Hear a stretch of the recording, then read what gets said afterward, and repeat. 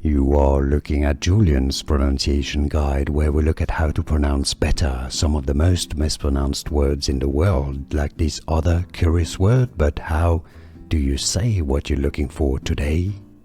Wow, what a word. I love this name. If you want to learn more confusing pronunciations, correct pronunciations from Norse mythology in particular, stay tuned. A eight-legged horse. Sleipnir from Old Norse. I believe the Icelandics say it as Sleipnir, but Old Norse, Sleipnir.